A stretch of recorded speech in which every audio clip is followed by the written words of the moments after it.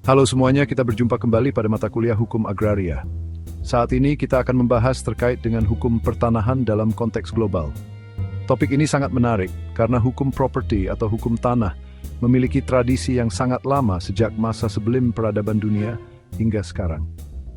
Kita bicara tentang tanah yang menjadi aspek tidak hanya secara ekonomi, tapi aspek keadilan dan keberlanjutan bumi ini.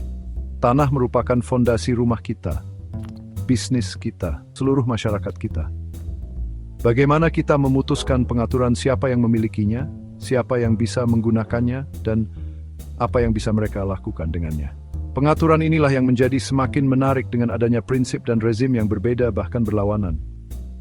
Pengaturan tanah tidak hanya tentang akta-akta sebagai aspek kepastian dan jargon hukum yang membosankan, namun lebih jauh tentang kekuasaan, tentang sejarah, dan tentang memahami berbagai cara masyarakat di seluruh dunia bergulat dengan pertanyaan mendasar, siapa yang berhak mengendalikan tanah?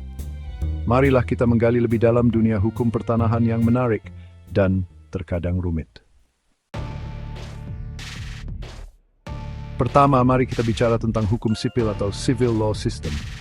Bayangkan kita kembali ke masa Kekaisaran Romawi, Colosseum, Julius Caesar, dan gladiator. Ya, kita akan kembali ke Romawi kuno. Sistem civil law seperti yang Anda temukan di sebagian besar Eropa dan Amerika Latin berakar dari orang-orang Romawi yang mengenakan toga dan menyukai anggur. Mereka sangat suka menulis dan mereka menciptakan kitab hukum yang komprehensif untuk mengatur kerajaan mereka yang luas. Kitab hukum ini, khususnya Corpus Juris Civilis yang disusun di bawah Kaisar Justinian, membentuk dasar hukum sipil.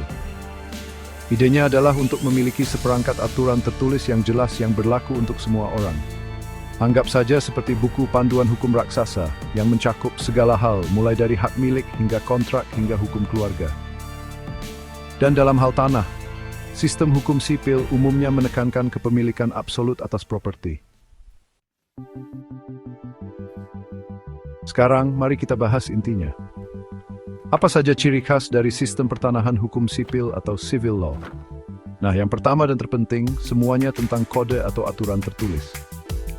Kitab hukum ini seperti kitab suci hukum sipil, menyediakan kerangka kerja yang komprehensif untuk memahami hak atas tanah. Mereka mengatur hal-hal seperti bagaimana properti dapat dimiliki, bagaimana properti dapat dialihkan, dan hak apa yang dimiliki pemiliknya. Dan inilah intinya, hakim dalam sistem hukum sipil terikat oleh kitab hukum ini.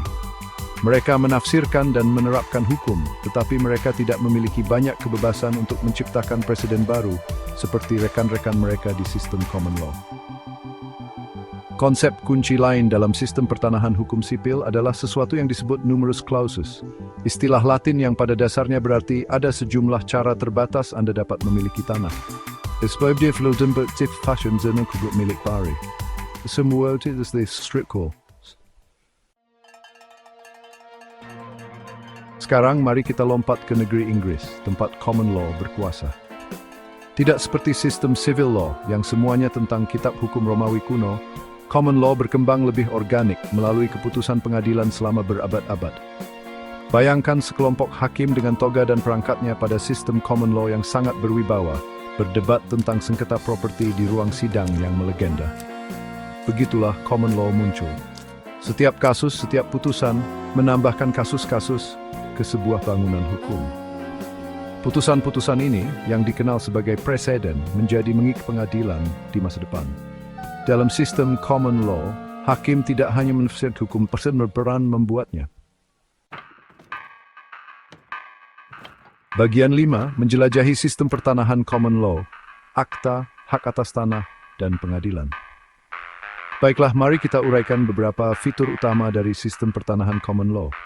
Pertama, kita punya akta. Ini pada dasarnya adalah dokumen hukum yang membuktikan kepemilikan dan mengalihkan hak milik. Anggap saja seperti akta kelahiran kepemilikan tanah.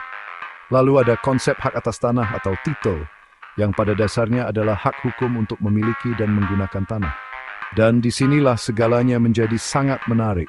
Dalam sistem common law, pengadilan memainkan peran yang jauh lebih besar dalam membentuk hukum pertanahan daripada dalam sistem hukum sipil. Ingat semua preseden yang kita bicarakan? Nah, mereka terus-menerus diuji dan disempurnakan melalui kasus-kasus pengadilan. yang berarti bahwa sistem pertanahan common law dapat lebih fleksibel dan mudah beradaptasi dengan keadaan yang berubah. Bagian 6. Hukum pertanahan adat berakar dari tradisi. Sekarang, mari kita melangkah keluar jalur dan menjelajahi dunia hukum pertanahan adat. Disinilah segalanya menjadi sangat beragam dan menarik. Hukum adat adalah tentang aturan tidak tertulis, tradisi, praktik yang telah diwariskan turun-temurun, seringkali dalam komunitas adat. Ini tentang menghormati ikatan leluhur dengan tanah, mengakui makna spiritual dari tempat-tempat tertentu, dan menjunjung tinggi hak-hak adat masyarakat. Di banyak bagian dunia, khususnya di Afrika, Asia, dan Pasifik, hukum pertanahan adat memainkan peran penting dalam mengatur penggunaan dan kepemilikan lahan. Hukum pertanahan adat merupakan hukum rakyat, berakar dari sejarah mereka, budaya mereka, dan hubungan mereka dengan tanah. Bagian 7, Hukum Adat Indonesia, melihat lebih dekat hak atas tanah adat.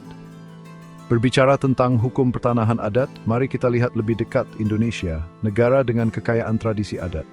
Di Indonesia, hukum adat memainkan peran penting dalam mengatur hak atas tanah, khususnya di masyarakat pedesaan.